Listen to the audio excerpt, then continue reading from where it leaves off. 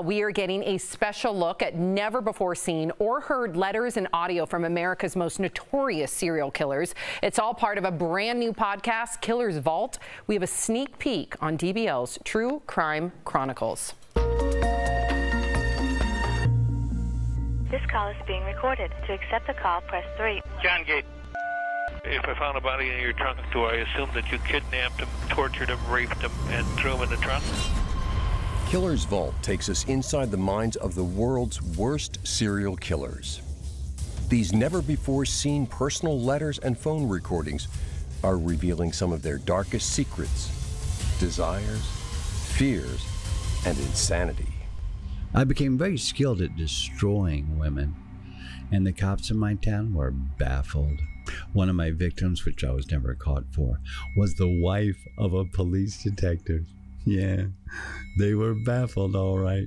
That's David Alan Gore, an American serial killer who confessed to and was convicted of 6 murders in the 1980s.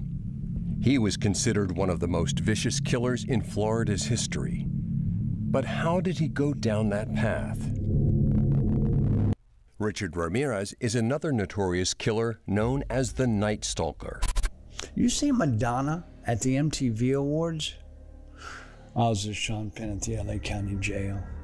He was in jail for 30 days for punching out a cameraman. She came to visit him and I saw her. She's tiny. He was a killer, rapist, and burglar who murdered at least 13 people in California in the 80s. Then there's John Wayne Gacy, known as the Killer Clown, who murdered at least 33 young men and boys. One of the most haunting cases, the Toolbox Killers, Lawrence Bittaker and Roy Norris tortured and murdered their victims with tools like ice picks and sledgehammers.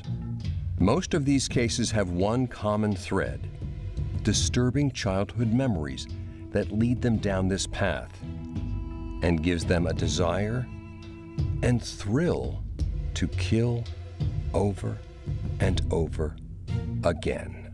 Till we meet again, the beast from the east, Rich.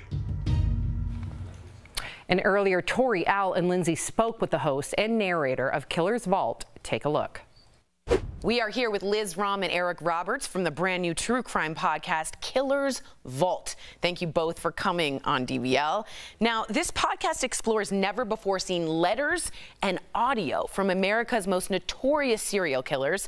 I want to dive into them. How did you get these letters, and which one stands out to you the most? Barbara and Richie, for 20 years, wrote the most notorious serial killers of the 20th century, as well as many other murderers. But what's unique and interesting about this collection versus other murderabilia, which is a word we've all come to learn and discover, that there are people who write to murderers and criminals in prison because of a perverse interest in the criminal mind, is that these guys actually really built intimate, true, authentic relationships with them over a decade or two. And now, Eric, your voice lends so much to this podcast. Now, you've acted in movies, TV. Now, was it difficult to record these episodes for each character?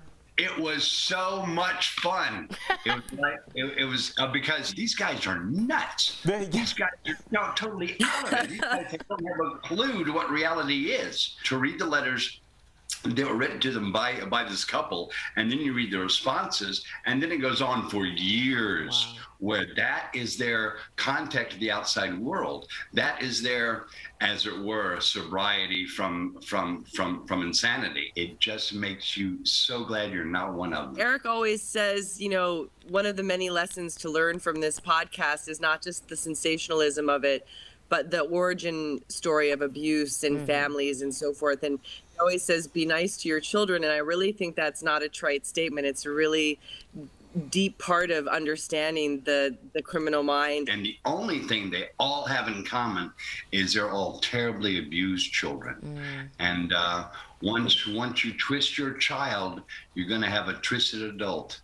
It's as simple as that. So, Liz, this podcast hits home for you. Your uncle was violently killed. So how has this podcast helped you understand the mind of a serial killer and possibly cope? That impacted me because my mom was really haunted by that.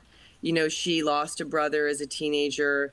Why do people kill? How do things escalate? How do they not get solved? How do families brush murders or psychotic behavior under the rug and not address it? That's how things mushroom into serial killers. A lot of the parents ignored signs of behavior from their children. I wanted to ask you this. You mentioned that a serial killer's life is often sparked by childhood trauma.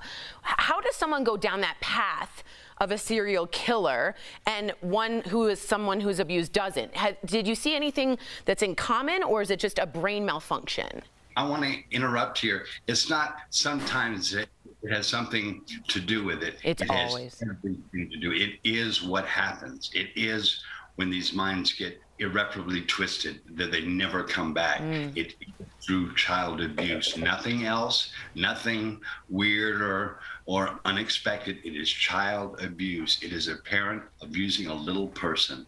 It's as simple and as straightforward and as horrible as that. So interesting. Season 1 of the new podcast, Killer's Vault, is available now wherever you get your podcasts. Eric and Liz, it's really been a pleasure. Thank you so much for joining us today. Thanks, guys. Thank you. Thank you.